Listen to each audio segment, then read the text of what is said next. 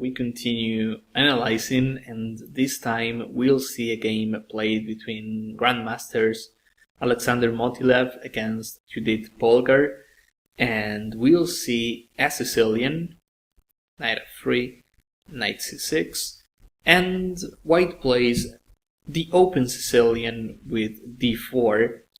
This is not the only option white has. He can also try, especially against the knight c6 move order, he can try the Rossolimo with bishop b5, which is a positional approach, and white tries destroying our pawn chain, and in order to do so he has to offer his bishop pair.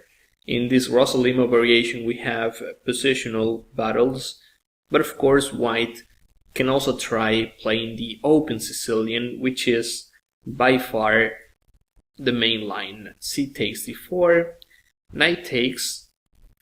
Here Judit plays queen b6, and I like this line compared to other Sicilians because I feel black's play is easier to play.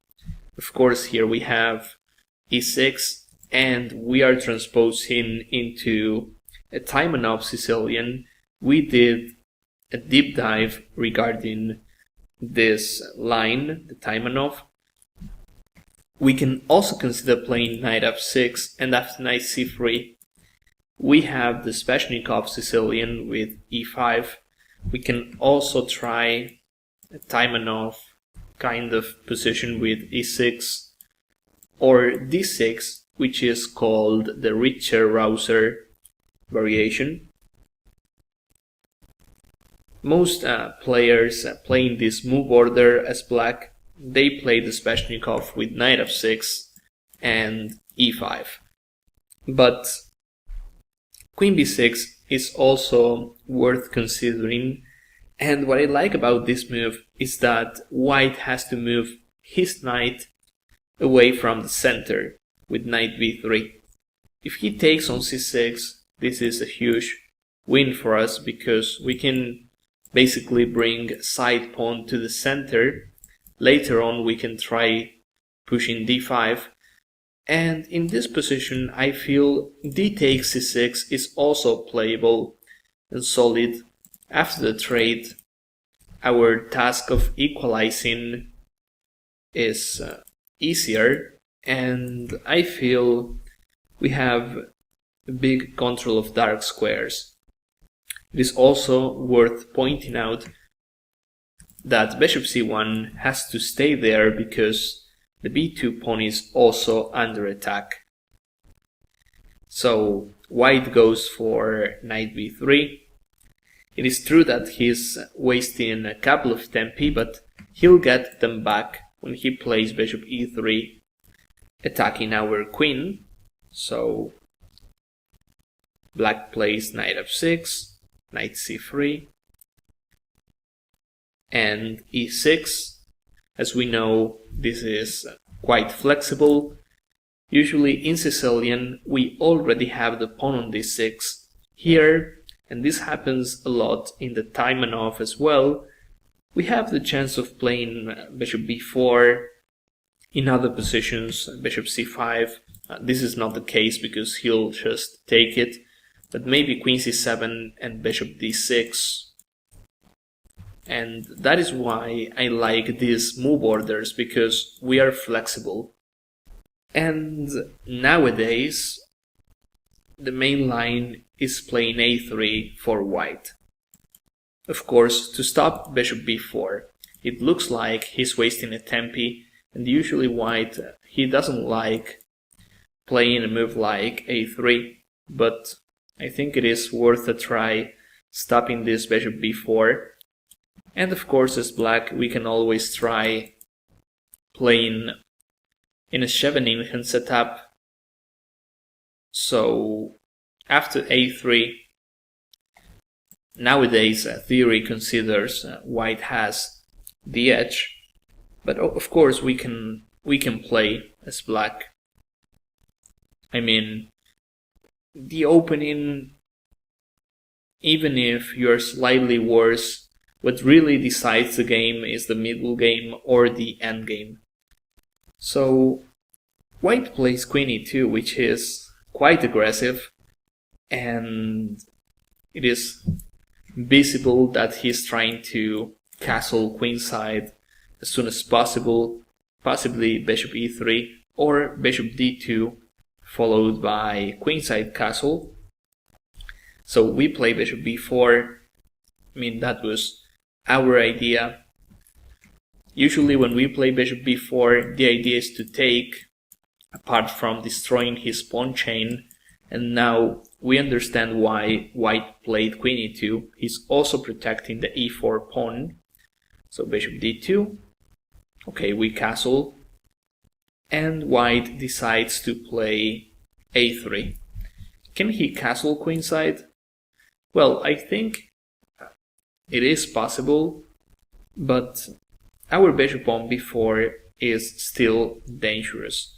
Apart from a move like a5, which looks a bit crazy, but now I know the king is on c1, I don't mind firing an attack there. Even if I lose the a pawn, the a file would be open, so I would consider this.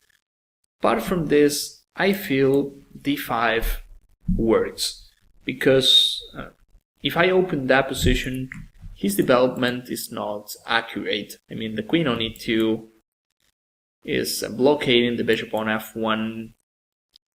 If I can open the e file, that would be great. I mean, I feel my pieces are better placed as black. So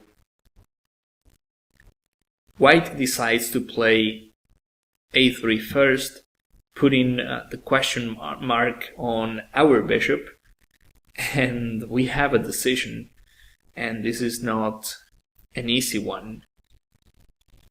I mean, when we play bishop b4, usually the logical follow-up is to take on c3, but unless we have something coming up, I mean, offering my bishop, for me it's painful, because I feel bishops are too important, especially in open positions.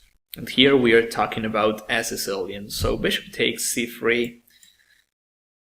This is what the computer says. Well, here my knight is at risk, so I should play e5, and one day I should try playing d5. But if he queenside castles, he stops d5, he's got the bishop pair. I would be concerned here as black. I don't like this. So after that little analysis, we realize that bishop e7 is much better. We keep the bishops, and once he castles, then we can play d5. This is something that won't happen often in Sicilian. I mean, we know d5 is the dreaming move for black in Sicilian, but we don't see many games where black actually achieves this advance. So bishop e7, maybe white, he can try playing bishop e3 first. Although this move improves our queen. We know c7 is a right square for black's queen in Sicilian, and we also know that this is going to help us play a6 b5, building up a queenside attack. But here, if he plays like this, I don't mind sacrificing a pawn with d5. All I want is to get my pieces out and to start the attack before white starts his. I mean, if he takes, well, pawn takes or knight takes, they are obviously not the same, but I like this because I have a threat. Knight takes c3, and after this, well, if he wants to take, I'm pretty sure my bishops are too powerful and all my pieces are well developed. I'm pretty sure black is doing great here. So, and if he doesn't take, I'll sacrifice that pawn at some point, and I also know I have a lot of play on the c file. So that is what really matters when you're attacking. Having the initiative is much more important than material. So a3, bishop e7, white queenside castles, and Judit plays d5. I like it. Opening that position, taking advantage of this. White's development is not ideal yet. Pawn takes. Well, maybe we can take with the e-pawn, but I like knight takes. First because we have the chance of trading, but most important, my bishop can also improve via f6. Okay, white takes, pawn takes, and white decides to play bishop c3. Looks like a great move from white because the bishop is defending and at the same time is attacking on g7. What happens if he plays something like bishop e3? What happens? Then I would just move my queen, not to d8 because I'm pinning myself, the rook is on d1, but I prefer queen c7. As we know, we don't really care about the d5 pawn. We care about open lines and creating counterplay. So I would just play queen c7. And what else? I mean, bishop c3 is so natural. And bishop e3 as well. But I think this is better looking. I'm not sure if this is actually better than bishop e3. But from a human point of view, I will also try bishop c3, because as white, I want to make sure I have some kingside play. Judit plays bishop e6. At some point, I can consider playing d4, trying to play a gambit, sacrificing. And Motylev plays queen f3. Maybe this is the first slight mistake from white. And I know that it makes sense to move the queen because it is blocking the bishop on f1. But once he plays queen f3, somehow he's wasting a tempo, he's moving the queen too much, and he's not developing at all. I feel knight d4 is a better try. At least he's creating threats and is forcing us to play accurate moves. How should we react here after knight d4? Our knight, well, not the knight on c6, I mean the bishop on e6 is under attack. And if we play the soft knight takes, he plays bishop takes, suddenly this bishop on d4 becomes a monster, queen e5 is there. He's also making sure he blockades the d5 pawn, and that means we cannot open lines on the queen side. So this would probably be a huge mistake from the positional point of view. Especially if we keep on trading pieces, he can try something like this, and this endgame is torture for black. Our bishop ends up being a tall pawn. He can place every single pawn on dark squares, and that makes bishop f1 even better. So we have to be careful with some positional issues as well.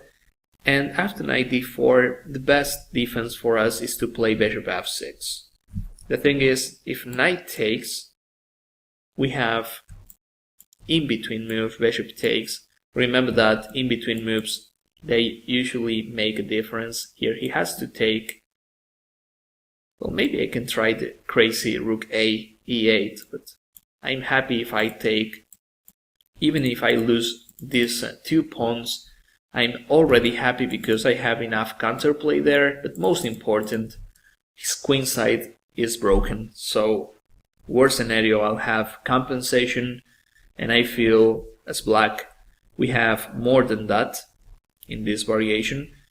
So this would be the correct reaction if white played knight d4. So let's see how the game was after queen f3. Simple move by Polgar, I like it. Bringing the rook to the key file. I mean, his king is there, so there's no chance this is wrong. The computer says rook a8, and let's forget about the computer for a second.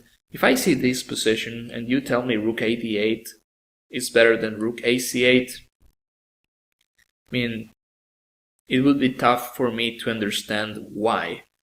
I mean, if we talk about rook placement, I feel rook a goes to c8 and maybe the other rook goes to d8.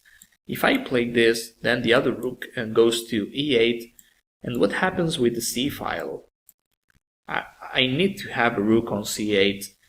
I understand that the computer wants to play d4 no matter what, but white has ways of blockading this advance, and in a position like this, I would love to have my rook here. Who knows, maybe I have a sacrifice, I'll have some counterplay, but in order to have that counterplay, I need my rook on c8, so I feel this move is just fine. So here white plays queen c3, of course with a mating threat on g7.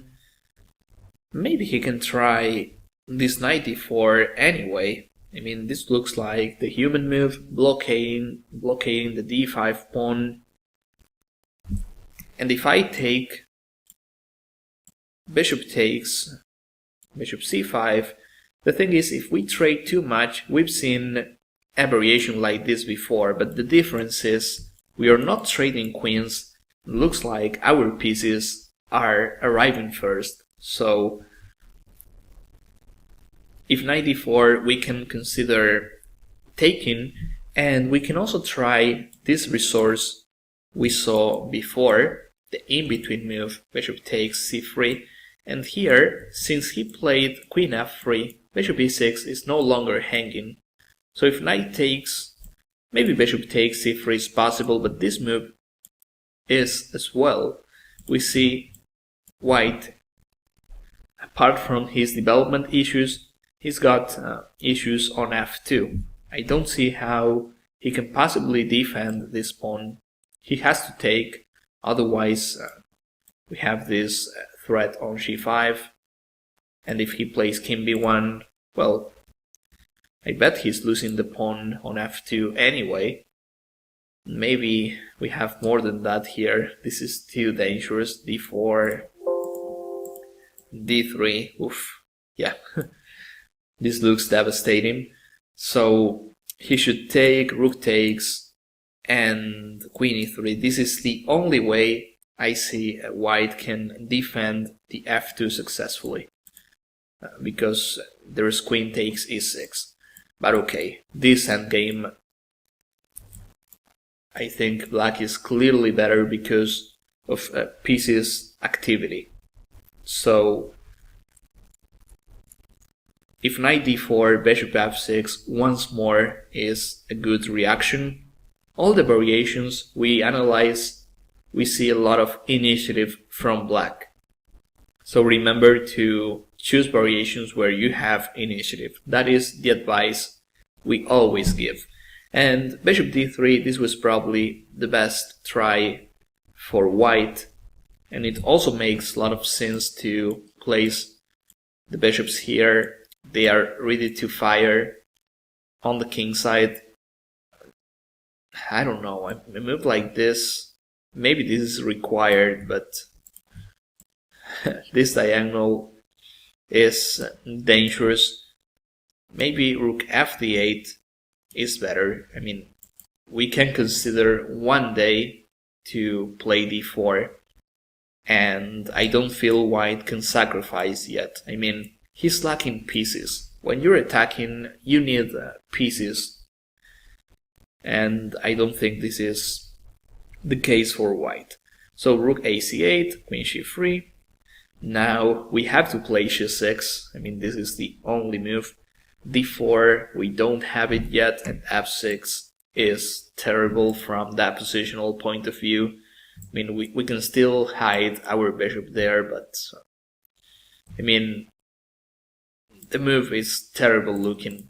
Sometimes it's tough to explain, but here, by positional means, we can end up in a inferior position.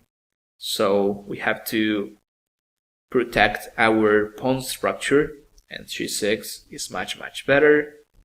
White plays h4, and I like his play because in practice he needs to attack as well. And okay, he's got some decent chances on the h-file. You can argue that bishop e2 maybe, well, bishop d3. I guess this simply loses because the c-file opens. And bishop e2, developing a piece, stopping d4. This you can argue that this is better for white, but we still have the initiative. We still try playing d4. So white, instead of playing a passive line, he goes for h4. And as I said, I prefer this approach. Judit plays rook fd8. I mean, nothing to say about this move. It's logical and clear. What we said about rook placement as well. c8 and d8 are the best squares. And we are also ready to play d4. I mean, our strategy is working. And Motylev plays what I think is the final mistake, h5. I know it's a matter of initiative, and white, he doesn't want to slow down, so he plays this, trying to mate us, but I think it was better to play a move like knight d4. I know it is a bit sad, but he has to play this before playing h5. Maybe we can take, and after bishop takes, we play like this. And after the trades, we can try doubling up on the c-file. This game, I found on the database, it says it was analyzed by Judit himself, and she proposes queen takes, and after bishop d3, d4, and says unclear. Well, maybe. I mean, I feel we have some good chances on the c-file. It is fair to say white is also with chances after h5, but knight takes d4 is not the only option we have. Bishop d6, trying to deviate the queen, makes sense as well. If he plays a move like queen e3, then bishop c5 looks too risky for white. He's under several pins, and a move like queen f3 would be also terrible because of knight e5. And we smell sacrifice on c3 coming, so yeah, this is too dangerous. Maybe the only move white has is queen d3. But once more, this is not great looking. I mean, if we see this from the white's point of view, allowing a move like knight e5 here, or bishop f4, plus knight e5, is dangerous. I mean, I imagine if I were white here, after queen d3, I would have the feeling I'm already losing. If we check this with that computer, we see that white has resources to hold, but that's it. We are not computers, and when we play a game, the initiative and the practice point of view is what really matters. As I said, if I were white, I would have the feeling I'm losing, and I'm making only moves not to lose on the spot. So huge initiative for black here if we play bishop d6. Anyways, white didn't play knight d4, so we'll never know what Judit would have played here. I'm pretty sure, and she is well known for being a great attacking player, she would have considered bishop d6, or also the variation she proposes in the analysis is great looking. So h5, and I have to say we have to be thankful white played h5, because now we'll see fireworks. And when we are attacking and also our opponent is attacking, it's not a good idea to slow down. I mean, if we care about the king side too much, if we start playing passive moves here, we'll end up losing, because white's initiative cannot be underestimated. So what we have to do is keep on firing. We have to arrive first, and that is why we play d4. That is the only move. If we play anything else, he'll consolidate, he'll open the h file, and he'll win. So d4. Now if he moves the bishop, then well, maybe we can take on b3 already.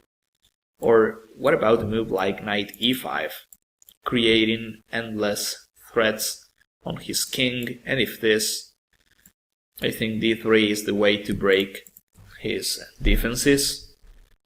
Absolutely losing for white. So after d4, we know he cannot take because he simply loses a piece. So what white does here is pawn takes. Just for a couple of seconds we have to check whether taking on c3 is possible or not, but we soon see that it is not. He can simply take, and then he enters on h7, and then queen g7, so easy to realize taking that bishop is probably losing. So we take with the h-pawn. Brave decision. I think taking with the f-pawn, okay, not this mouse flip, of course, f6 loses. Taking with the f-pawn is also worth considering, because I can play h5. I know I'm opening my king a bit, but on the queen side I still have huge threats. On b3, on a3, on c3, it's like we are almost ready to play the winning move on the queen side, so f takes was also worth considering. And by taking with the h-pawn, we are still safe on the king side, let's call it that way. After queen h2, we cannot stop both, but we can play this, and after queen h7, king here, we are totally safe. He is running out of checks, and then we are ready to play our winning move. I mean, if this, we can simply play this move, and he has a couple of checks, but that's it. King e7, if rook here, bishop e6, and if he takes, well, I mean, as we said, couple of checks, but that's it. Our king safely runs away to the queen side. This should be absolutely losing for white. This is a well-known resource in a lot of openings where we are facing a mate threat on the h-file. We can play bishop f6 and he can check us, but he'll never mate us. This happens in Dragon, King's Indian. We have to be careful, but here it looks, it seems to be working. And I'm pretty sure that is why Judit took with the h-pawn. Otherwise, f takes g6. So this, knight takes d4. White doesn't want to play a passive move like bishop d2, allowing some tactics on the c-file already. This has to be considered, and you can find more analysis on the BGN file. After bishop d2 though, apart from bishop takes b3, I feel a move like this is better because now we open the c file and the threat of taking on b3 is stronger. So white decides to go for an active move like knight takes d4, knight takes, and rook takes d4. At this point you're probably asking, what is white doing? He's like sacrificing every single piece he has. The point is, rook takes d4, he's got an idea. What about queen e5? Queen e5, I mean, looks like he's winning on the spot, not because he's getting his piece back. It is because he's mating us on h8. We are lucky to have a move like f6, and it looks like everything is working, but we have a stronger variation as well. Since we are under a mating threat on h8, we have to consider moves like this. Knight b3 check. Well, if king here, we simply mate him. King here, I think rook a1 is the faster way. I'm pretty sure we have other moves as well. But okay, of course after knight b3, white is going to take, and we need to break his defenses as soon as possible.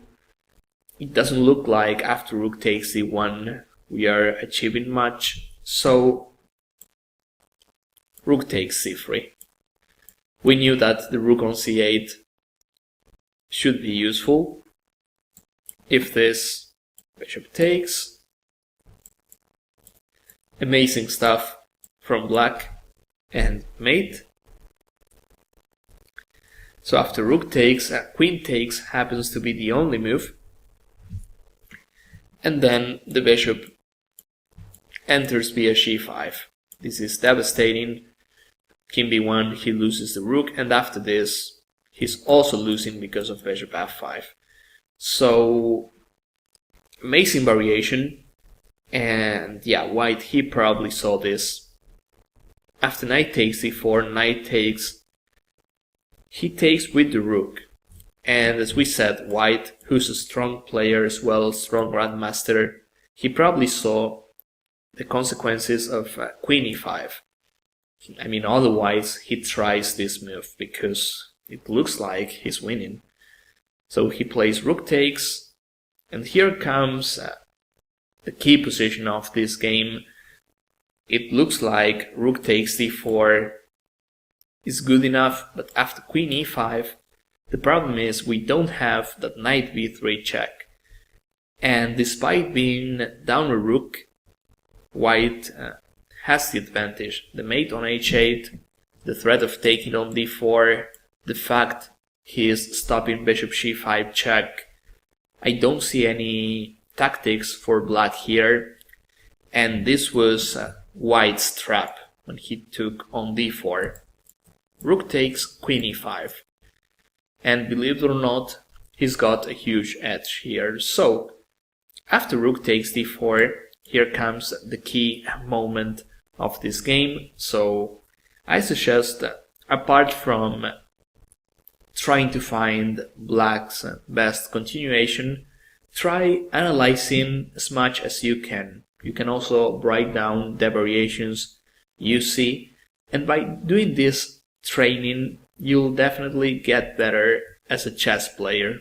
I always say that if you train tactics a lot, you'll move forward as a chess player, because getting advantages, it's okay, of course. We do that with strategy, openings, ideas, but at some point we have to convert them.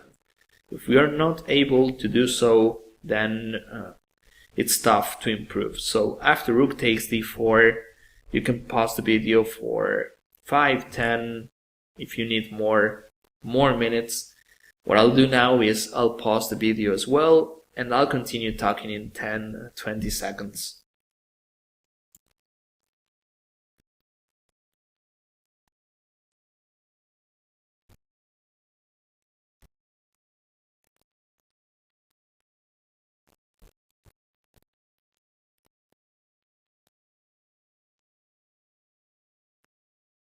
Okay, so in this position after rook takes d4, as we said, if rook takes, then queen e5, and we're in trouble. And after rook takes, the issue is if we play a passive or a random move like a6, then he simply made us by taking followed by rook h8.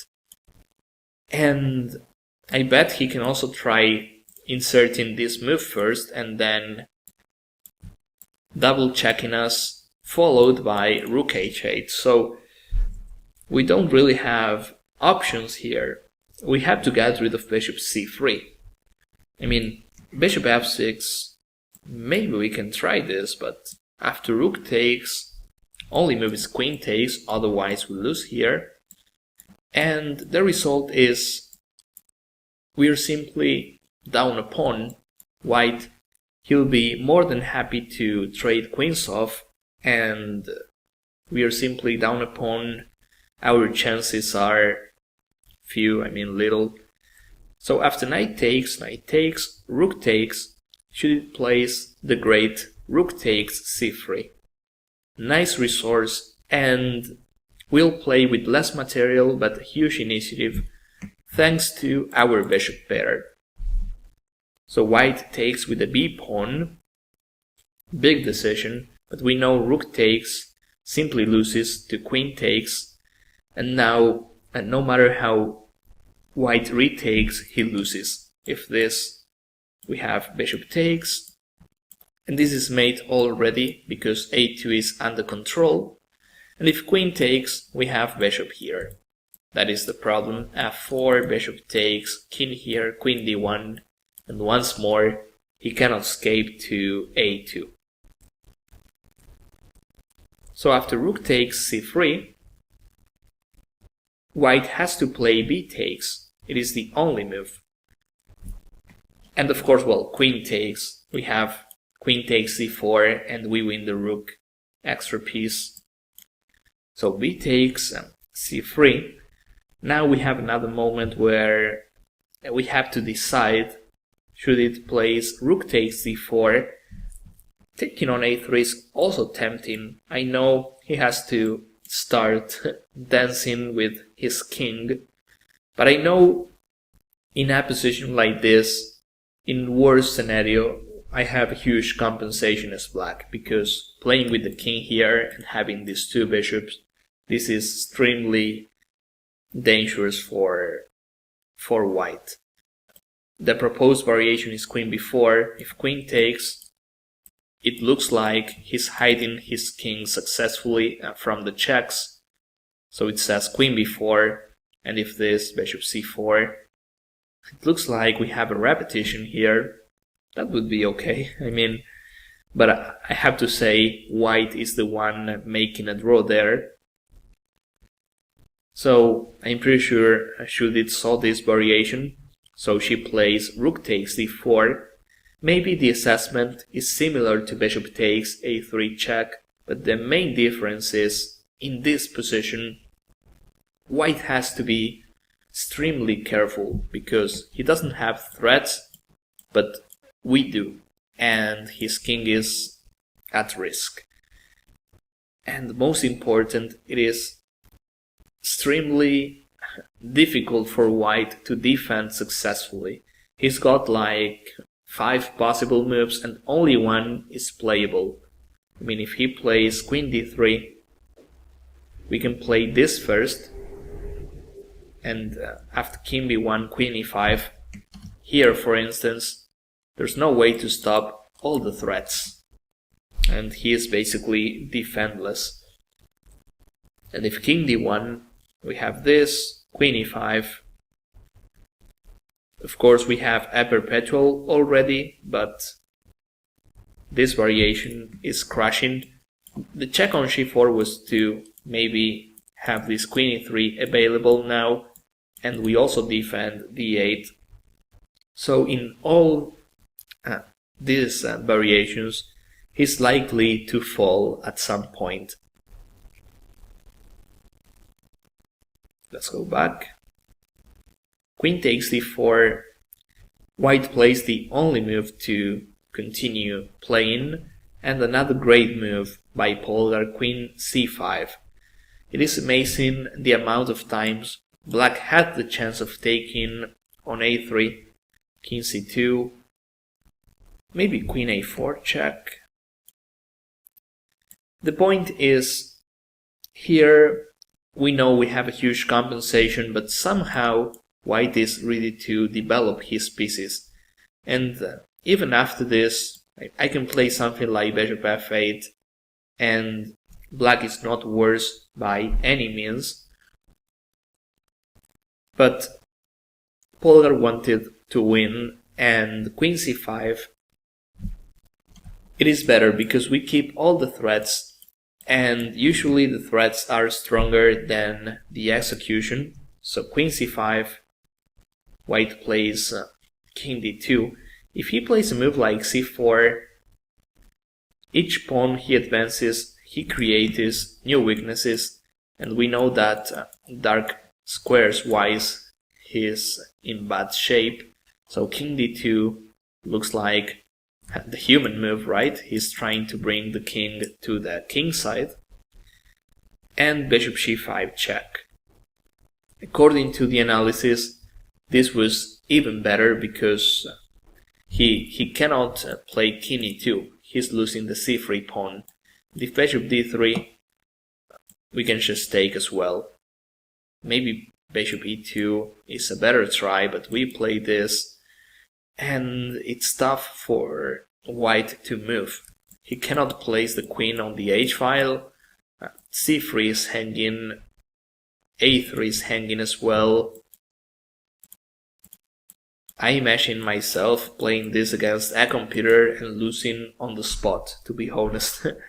So bishop f6 was a better move according to the analysis, but this move also looks like a good try because wherever he moves the king, he's at risk. And f4, I can just go back, and this move is weakening his position a lot. As we said, each pawn he advances, he's creating new weaknesses.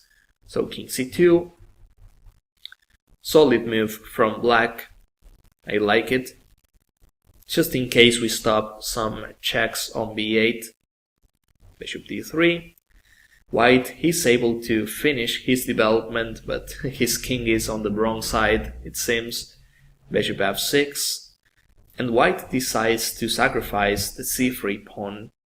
Can he really protect it with bishop e2? I don't think so. I mean, he can, but after queen takes a3, he's basically losing c3 sooner or later. So he tries rook b1, and this is a nice defense, I have to say. It is much better to bring your pieces, lose some material, but choose an active variation. King d1, and once more a little puzzle before we finish this game. What is the best continuation for black? Take your time. I'll pause the video and I'll continue talking in 10-20 seconds.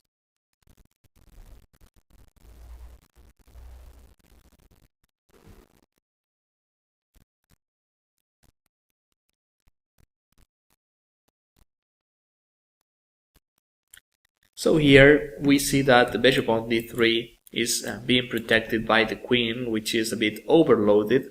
So if somehow we can deviate the queen, we are just winning.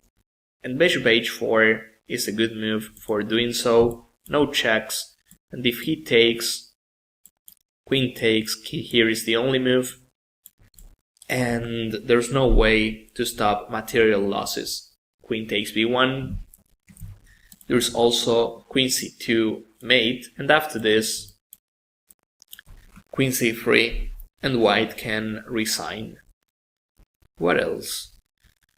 Bishop h4, Judit plays a similar move, which is bishop c5, with a mating threat, and white plays king e2.